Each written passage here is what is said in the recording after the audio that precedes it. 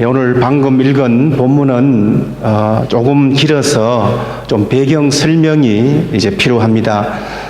오늘 본문 말씀은 열왕기 6장 바로 앞장의 내용에서부터 이렇게 시작을 하는데요. 아시는 대로 열왕기는 왕들의 역사를 기록한 말씀입니다. 한나라였던 이스라엘이 남과 북으로 이렇게 나누어졌고, 오늘 본문은 북쪽 이스라엘에 대한 이야기입니다. 북이스라엘의 수도는 사마리아였고 또 여호람 왕이 통치하던 그때였습니다. 그런데 북이스라엘 위쪽에 항상 북이스라엘에게 위협적이었던 아람 민족, 요즘 시리아라고 하는 나라, 아람 나라가 있었는데, 아람의 왕 벤하닷이 군대를 이끌고 와서 지금 이스라엘을 침략했고, 이제 수도 사마리아 성을 이렇게 완전히 포위하게 되었습니다. 그러자 사마리아 성 안에는 식량 공급이 끊어졌습니다. 성 안에서 먹을 것이 없으니까 영양분이 되는 무엇이라도 원하고 매매가 아주 비싼 가격에 매매가 되었습니다. 예를 들면은 나귀 머리 하나에 은 80세겔, 예를 들면은 은 80세겔인데 한 세겔은 보리 한 2대 반 정도 되는 그런 가치였습니다. 심지어 더러워서 보지도 않는 그 비둘기 똥이 5세겔, 상상을 초월하는 그런 가격이었습니다. 얼마나 배가 고픈지 어미가 자식을 잡아먹기까지 하는 반인륜적인 비극이 그 성 안에 발생했던 것입니다. 이때 선지자 엘리사가 하나님의 말씀을 선포합니다. 이것이 오늘 본문의 내용입니다. 1절 말씀에서 엘리사가 이르되 여호와의 말씀을 들을지어다. 여호와께서 이르시되 내일 이맘때에 사마리아 성문에서 고운 밀가루 한 서아를 한 세겔로 매매하고 보리 2서아를 한 세겔로 매매하리라 하셨느니라. 이렇게 말씀을 대언했습니다. 내일 이맘때에라고 하는 이 말은 하나님의 구원의 손길이 곧 펼쳐질 것이라고 하는 그런 예언의 시작입니다. 어떤 구원입니까? 고운 밀가루 한 서아를 한 세겔로 매매한다. 한 서아는 약 7.5리터를 말하는데 이것을 한 세겔로 한다는 것입니다. 그러니까 한마디로 이렇게 우리가 쉽게 말하면은 물가가 안정될 것이다, 이런 뜻입니다. 이 가격은 아주 일반적인 경제 동향에 비추어 보아서 아주 극히 정상적인 평화가 다시 올 것이라고 하는 그 구원의 희망적인 말씀을 지금 선포하고 있는 거예요. 그리고 실제로 이 땅에 이 예언이 어떻게 되었습니까? 16절 하반절 말씀인데요. 여러분 16절 하반절 보시면은 고운 밀가루 한 서아에 한 세겔이 되고 보리 2서아가 한 세겔이 되니 어떻게 기록했습니까? 여호와의 말씀과 같이 되었고 라고 말씀합니다. 여호와의 말씀이 어떻게 됐습니까? 성취되었다는 것입니다. 여호와의 말씀을 들으라 라고 오늘 본문은 시작을 했고, 여호와의 말씀과 같이 되었다라고 오늘 말씀은 본문을 닫고 있습니다. 엘리사가 대언한 하나님의 모든 말씀이 그대로 하나도 틀림이 없이 이루어졌다는 그런 내용이죠. 이렇게 하나님의 말씀이 성취된 그 과정에는 사실 엄청난 일들이 벌어졌습니다.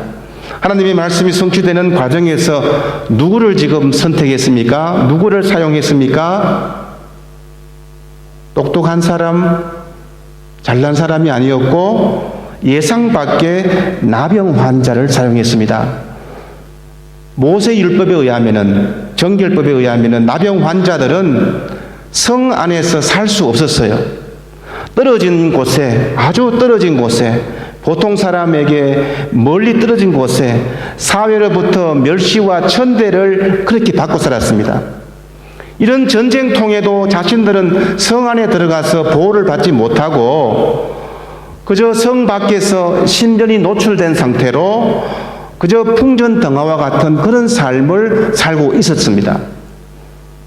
그래서 그들이 결정한 것이 뭐냐? 성 안으로 들어가도 죽고 성 밖에 있어서 죽을 바에는 차라리 아람 군대로 가서 죽자. 거기 아람 군대에 가서 그래도 배나 좀 이렇게 불러보고 죽자. 이런 결단을 한 것이죠. 4절 하반절 말씀인데요. 그런즉 우리가 가서 아람 군대에게 항복하자. 그들이 우리를 살려두면 살 것이요 우리를 죽이면 죽을 것이라. 죽으면 죽겠다 이런 각오로 어차피 여기서도 죽을 운명이고 또 가도 죽을 몸인데 항복해서 배나 부르자라고 이렇게 결정을 하고 선택을 합니다. 이들에게는 정말 할 수 없는 선택이었어요. 강요된 선택이었습니다. 어떻게 보면은 이들의 상황이 지금 여러분과 저의 모습일 수도 있습니다. 본인의 의지와는 관계없이 강자 중심의 경제 체제 안에서 살아가고 있습니다. 저희들은 극심한 생존 경쟁에 내몰려 있습니다. 본인의 선택과는 무관하게 불리한 선택을 강요받으면서 살아갈 때도 참 많이 있습니다. 불리한 선택을 강요당하는 입장에서는 불만을 많이 가질 수 있습니다. 불리한 선택을 강요한 사람에게 대해서 부정적인 감정을 품을 수도 있습니다. 어쨌든 오늘 본문에서 이 4명의 나병 환자들은 적들에게 이제 항복하러 갑니다. 그런데 어떤 일이 벌어집니까? 아람 군대는 도망가고 없었습니다. 가보니까 아무것도 없고 그들이 얼마나 정신없이 도망갔는지 모든 군사 장비, 음식들, 빼앗았었던 그 금은 보화들 다 두고 그냥 떠난 거예요. 아람 군대가 완전히 패배한 것을 그들은 두 눈으로 똑똑하게 보았습니다. 이것을 두 눈으로 목격했습니다. 어떻게 이렇게까지 아람 군대가 패배한 원인이 무엇이었습니까? 6절 말씀을 여러분 한번 보시기 바랍니다. 6절 말씀에서 이는 주께서 아람 군대로 병거 소리와 말소리와 큰 군대 소리를 듣게 하셨으므로 라고 말씀합니다. 누가 그랬다고요? 하나님께서 아람 군대에게 병거 소리, 군마 소리, 큰 구대 소리가 쳐들어오는 소리를 듣게 하셨기 때문이라고 말씀합니다. 아람 군대가 도망을 가면서 그들이 생각한 것은 이스라엘이 지금 큰 동맹군을 이끌고 자신들을 공격해 온 것 같다 이렇게 들렸다는 거예요. 헛것이 들렸던 것이죠. 그래서 주랭랑을 쳤었습니다. 참으로 우스꽝스럽지만은 하나님께서 아람 군대를 패배시키려고 결정하신 그 행동에 대해서는 어느 누구도 막을 수가 없었습니다. 여기서 저희들은 꼭 알아야 될 필요가 있습니다. 하나님의 계획, 하나님의 방법은 정말 신기하고도 이상하리만큼 오묘합니다. 어떻게 그렇게 오묘하실까를 나중에야 그것이 하나님의 뜻이었구나를 이해했던 적이 저희들은 한두 번이 아니지 않습니까? 하나님의 말씀은 그 어떤 장애물이 있을지라도 반드시 성취되는 것을 오늘 본문은 우리에게 말씀합니다. 나병 환자들을 하나님께서 사용했습니다. 그들에게 용기를 주었고 선택하게 하고 결단하게 했습니다. 그래서 하나님의 말씀이 성취되게 했습니다. 사회에서는 버림받고 연약한 사람들로 그런 사람들을 통해서 하나님의 위대한 계획이 이루어졌다는 것입니다. 이런저런 내 어려움으로 힘겹게 살아가는 사람들에게 하나님의 능력이 함께 하신다는 말씀입니다. 오늘 상황에서 이 말씀을 우리가 한번 적용해 봅니다. 때로 저희들의 믿음도 떨어질 때도 있고 사업이나 경제적인 여건이 어려워서 시험 들어서 신앙생활의 의미를 찾지 못할 때도 종종 있습니다. 하지만 하나님은 이런 상황에서도 우리들을 사용하십니다. 힘들어 괴로워하는 주의 자녀들을 하나님은 눈여겨보았다가 하나님의 말씀을 성취하는 원동력으로 삼으신다는 것입니다. 우리의 사업이 엉망입니까? 사마리아 성에 갇혀 있습니까? 고운 가루 한 스와에 한 세겔에 해당되는 매우 정상적인 경제적인 구원이 절실히 필요한 때입니다.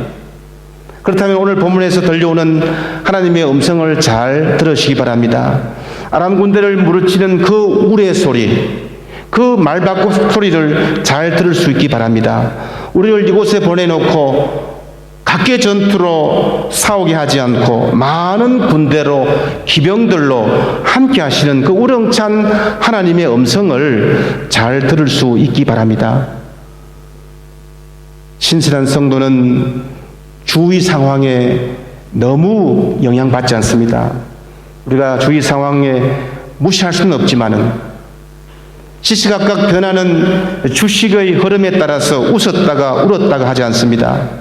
오히려 그런 역사 속에서 활동하고 계시는 하나님을 바라보고 그 속에 나를 집어넣으신 그 하나님의 뜻을 먼저 생각하시기 바랍니다. 그러므로 이제부터의 삶은 힘들지 않습니다. 믿음 생활에서도 권태감이 사라집니다. 다이나믹합니다. 요즘 유럽 축구 2022 한창이죠. 원래 작년에 열리려고 했는데 코로나 때문에 이제 6월 초에 해서 7월 중순에 이렇게 마칩니다. 축구 선수들이 골을 넣는 장면을 보면은 참 신기합니다. 유럽 선수들은 정말 공을 이렇게 모으는 실력들이, 공을 다루는 재간들이 너무나 훌륭하지요. 골을 넣는 것을 보면은 정말 한편의 그림과도 같은 그런 골들도 참 많이 있습니다. 하지만 여러분 가만히 보세요. 골로 연결되는 것이 반드시 작전대로, 규칙대로 들어가는 것도 있지만은 계획이 없는데 어쩌다가 FC 어쩌다가 혹 실수로 그렇게 또 골이 되기도 해요. 정말 각본 없는 드라마지요. 헛발을 찼는데 그게 그냥 골이 되는 거예요. 골대 바깥으로 찼는데 그 가만히 하시면 아웃인데 수비가 막으려고 하다가 수비 때문에 다시 골이 되는 것도 수없이 많습니다. 참 멋지게 잘 찼지만은 참 멋있는 공인데 골키퍼가 참 멋있게 잘 막는 그런 경우도 많아요. 잘못 찼는데 골키퍼의 실수로 그냥 골이 되는 경우도 많고요. 골 에어리아에서 수비들의 손에 맞아서 페널티킥으로 골을 넣기도 합니다. 다만 선수들은 이런저런 기회에 최선을 다해서 열심히 할 때에 골이 얻어지는 것이죠.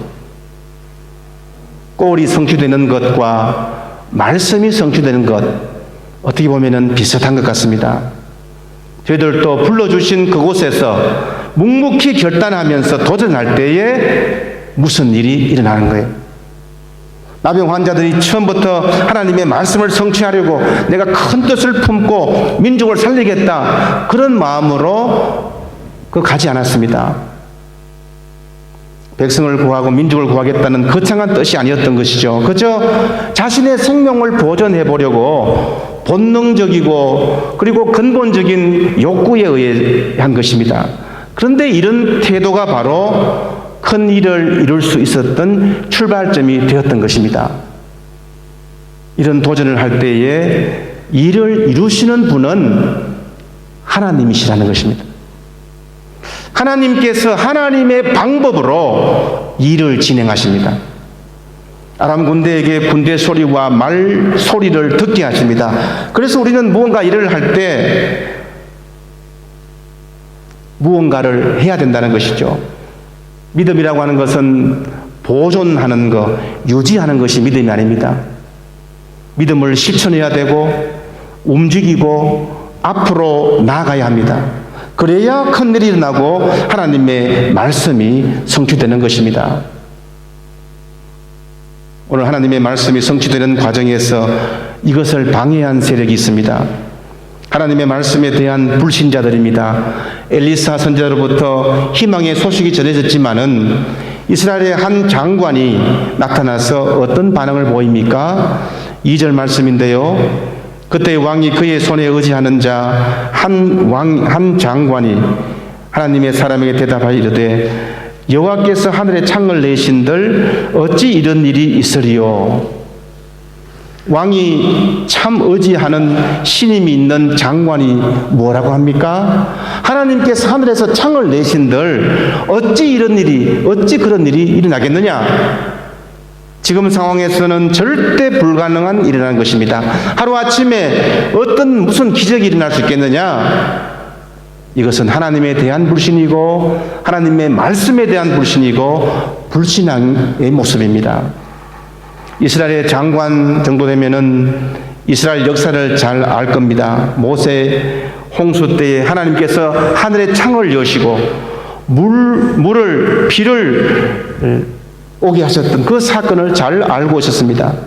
이스라엘이 출애굽할 때에 광야에서 굶주릴 때에 만나와 메추라기로 하늘의 창을 여시고 보내주셨던 그 사건을 알았을 것입니다.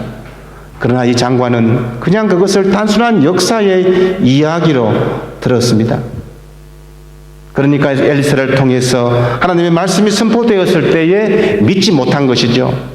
절망적인 상황만 바라보았습니다. 하나님의 말씀의 능력을 믿지 못한 겁니다. 이것이 장관에게는 불행한 일입니다. 불신앙의 결과가 무엇입니까? 그의 불신앙은 곧 심판으로 이어졌습니다. 본문 마지막 20절에서 그의 장관에게 그대로 이루어졌으니 곧 백성이 성문에서 그를 밟음에 죽었더라. 이것이 불신앙에 대한 대가였습니다. 생명의 반대 이미지인 죽음이라고 하는 단어를 사용해서 하나님의 말씀을 의지하지 못했을 때 나오는 결과들을 보여주고 있습니다. 그런 생명의 소식을 받아들이지 못했습니다. 나병 환자들이 전한 생명의 소식을 받아들이지 못했습니다. 나병 환자들은 구원의 소식, 좋은 소식을 전했습니다.